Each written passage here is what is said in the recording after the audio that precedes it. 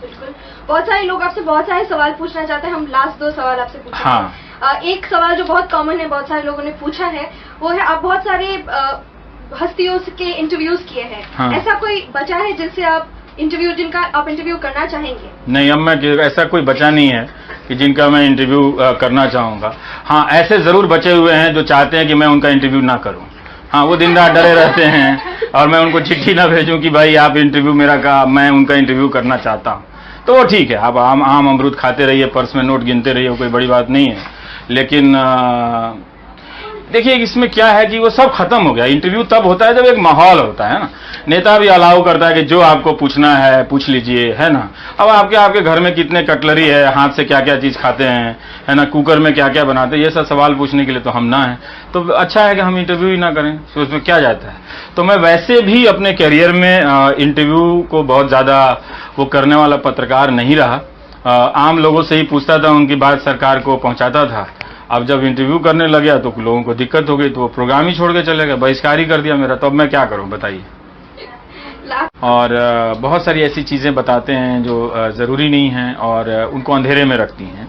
दुनिया में बहुत सारी ऐसी चीजें हो रही हैं, खूबसूरत चीजें हो रही हैं, समस्याओं का स्केल भी दूसरी तरीके का है, लेकिन आप हिंदी अखबारों में उन सब खबरों को गायब देखेंगे। जैसे अर्थव्यवस्था के आकार के मामले में भारत जो है अभी पिछले साल 5वें नंबर पे चला गया था, लेकिन अब फिसलकर 7वें नंबर पर आ गया। कोई बड़ी बात नहीं है। बड़ी बात पिछली बार बनाया गया था कि वो कुछ मिलियन ट्रिलियन डॉलर के हेर फेर से ऊपर नीचे होते रहते हैं, लेकिन इसकी चर्चा हिंदी के अखबारों में कम है। तो इस तरह से आज की राजनीति को समझने के लिए, नीतियों को समझने के लिए अगर आप अर्थव्यवस्था को ही ना समझें तो फिर क्या समझेंगे। तो इस लगता है कि मैं थोड़ा यहाँ वहां से जानकारी लेकर उसे हिंदी पे अपने फेसबुक पेज पे लिख लेता हूँ, फिर मजा आता है, लगता है ये मेरा नाश्ता है। तो आप जानें, लिखें और लोगों को बताएं। ये अगर ये काम मैं कर लेता हूँ, ठीक से कर लेता हूँ, तो मुझे खुशी होती है। बढ़िया। तीसरा सवाल है रवि जी से।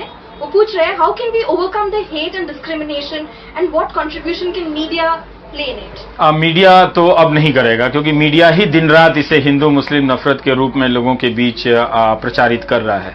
देखिए, एक बात हमेशा ध्यान में रखिएगा, ये जो सांप्रदायिकता है जिसको नेशनलिज्म के कवर में पेश किया जा रहा है तश्तरी में, इसका नुकसान सबसे ज्यादा मेजॉरिटी कम्युनिटी को होने वाला है, क्योंकि कम्युनलाइजेशन की जब प्रक्रिया प्रोसेस उसमें बढ़ेगी तो फिर उसका प्रोग्रेस रुकेगा। आप अपने भीतर बहुत सारे हेट्रेट को रख के, बहुत सारे बायसेस को रखकर क्रिएटिव नहीं हो सकते हैं।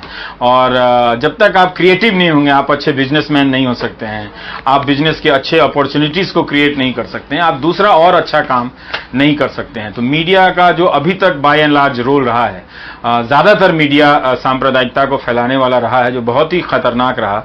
अगस्त का महीना है, देखिए हमारी आजादी की लड़ाई का महीना है ये, और हम इसमें जीते हैं। क्विट इंडिया मूवमेंट का ये महीना है, और उन सब लड़ाइयों का आदर्श क्या था? यही था कि हम नफरत नहीं करेंगे। लेकिन आप देख लीजिए कि किस तरह से हिंदू मुस्लिम की खबरें मीडिया में अलग अलग चेहरे बदलकर लाई जा रही हैं। तो ये सब भटकाने के लिए लाया जा रहा है। इससे वोट मिलते होंगे, मिल जाएंगे, वो कोई बड़ी बात नहीं है, मगर पीढ़ियां खराब हो जाएंगी, ये पक्की बात है। सबिका अब्बास पूछ रही है आपसे, वो पहले आपको कंग्रेचुलेट कर रही है और फिर पूछ रही है कि in the past few years we are witnessing the downfall of main stream journalism in India, can there be a way back? Sabika, आपका बहुत बहुत शुक्रिया।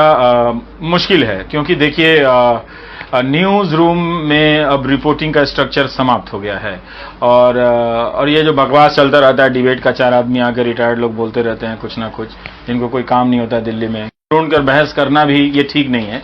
खोजने की बात है, जो चीज है वो है सूचना, कि उसमें सबका एफर्ट लगना चाहिए। क्या हम इंफॉर्मेशन सीख कर रहे हैं, उसको इन्वेस्टिगेट कर रहे हैं, क्या उसके लिए हमारे पास है? इतना डर का माहौल बना दिया गया है कि कोई रिपोर्टर अब लगता नहीं कि कोई मिनिस्ट्री से खबर लेकर आता है, लेके भी आए तो एडिटर साहब के हाथ पांव कांपने लगेंगे। तो बहुत नजदीक में, तो मैं कोई निराशावादी बात नहीं कर रहा हूं, ये जो अभी स्थिति है वो ये है कि हर कोई डरा हुआ है कि नौकरी चली जाएगी, ये हो जाएगा, वो हो जाएगा। ये आपको तय करना है कि क्या आपको इस हिंदुस्तान में ऐसा हिंदुस्तान चाहिए जहां मामूली बात लिखने के लिए लोगों को नौकरी से हाथ धोना पड़े, जान की चिंता करनी पड़े? क्या आपको ऐसा हिंदुस्तान चाहिए जहां आप मंत्रालयों में जाकर फाइलों में पलट घुलट कर कुछ खबरें लेकर आए और वो छपे नहीं? तो हम सब डरपोक हो जाएंगे। अगर इस तरह से डरे हुए रहेंगे तो हमारा लोकतंत्र कभी महान नहीं होगा। जरूर उसका फायदा उठाकर कुछ लोग चुनाव जीतते रहेंगे, ये कोई बड़ी बात नहीं है।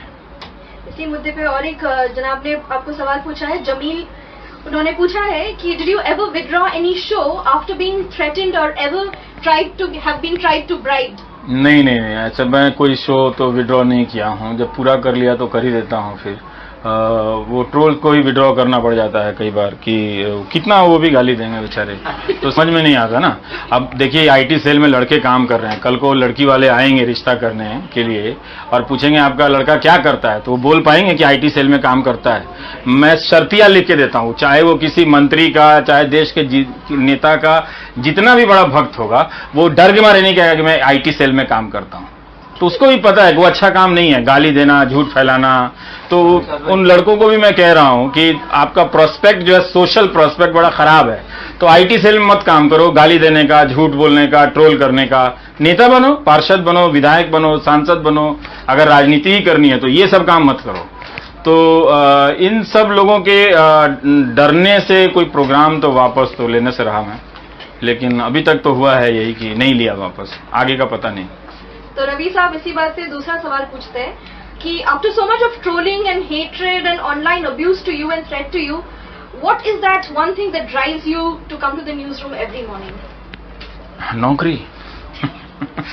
Simple, salary. वो भी देखनी है भाई। हम कोई फरारी चलाने वाले पत्रकार नहीं हैं। सारे पत्रकारों को अपनी रोजी रोटी की चिंता करनी पड़ती है। लेकिन एक बात है कि मुझे पता है कि लोगों को एक दिन पत्रकार की जरूरत पड़ेगी। ये जो भांड होते हैं जो दिन भर सरकार का गुणगान करते हैं, उससे कुछ दिनों में तो आपका मनोरंजन हो जाएगा, लेकिन जैसे ही रेलवे में 3 लाख लोगों की छटनी होगी, बैंक वाले निकाल दिए जाएंगे, उस दिन वो किसी पत्रकार को ही ढूंढेंगे। भले मुझे ना ढूंढे, लेकिन वो कल्पना करेंगे कि यार कोई ऐसा पत्रकार होता तो हमारी बात को रखता और दुनिया में हंगामा मचा देता।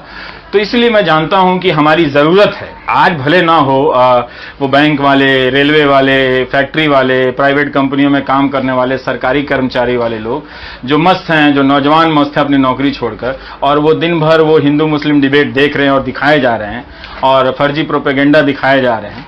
वो समझ नहीं रहे हैं कि टेलीविजन उनके साथ क्या कर रहा है। लेकिन मुझे पता है कि जिस दिन वो प्रभावित होंगे, उनकी जिंदगी प्रभावित होगी, वो एक दिन पत्रकार को ढूंढेंगे, उन चैनलों को नहीं ढूंढेंगे जिनको वो देखते हैं और देख देख के रोज अपनी बाहें फौलाद की तरह फुलाते हैं कि हाँ अब इंडिया जो है वो विश्व गुरु बन गया है, क्लास में टीचर नहीं है, टीचर को पढ़ाने नहीं आता है, और एक कोर्स बनाने के लिए आप देखिए तो बाहर 50 लोग जाके जिंदाबाद मुर्दाबाद करते हैं।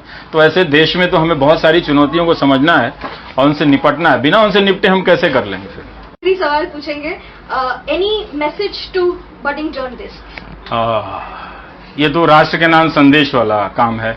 ये मैं नहीं करना चाहता हूं कि किसी के पास कोई फार्मूला नहीं है। वो लोग सब अपना अपना रास्ता बनाएं। हाँ, जरूर ये कह सकता हूं खूब पढ़ें, खूब लिखें। उनको कौन पत्रकारिता करने देगा आज के समय में, बहुत मुश्किल है। मुझे नहीं लगता कि अब न्यूज रूम में इतना दम बचा है। ठीक है, 25% हो रहा है अभी भी देश में, सब खत्म नहीं हुआ है पत्रकारिता में, लेकिन बड़ा हिस्सा जो है वो लगभग समाप्त होता चला जा रहा है। जो न्यूज का जो पूरा पैटर्न है, इंफॉर्मेशन नहीं है, ये सबको समझना है कि इंफॉर्मेशन नहीं है, सिर्फ परसेप्शन पे इधर से उधर, इसके बनाम उसके बनाम डिबेट हो रहा है, जो किसी डेमोक्रेसी के लिए हेल्दी नहीं है। वो आज आप 5 साल 10 साल आप टाल सकते हो, उसमें आप रसगुल्ला खा लो, मालपुआ खा लो, लेकिन उसका रस एक दिन निकल जाएगा, तब आपको पता चलेगा कि वो इंफॉर्मेशन कहाँ है, हमको पता ही नहीं था। तो बहुत मुश्किल है। तो जो नए पत्रकार हैं वो मेहनत करते रहें और एक ऐसी गेंद का इंतजार करें, अगर 6 गेंद खेलने को ना भी मिले तो कम से कम 1 गेंद पे तो छक्का जरूर लगाएं। बहुत बहुत धन्यवाद and congratulations thank you. Thank you. कुछ बुरा बोला हो तो माफी, वैसे मैं अच्छा ही बोलता हूँ।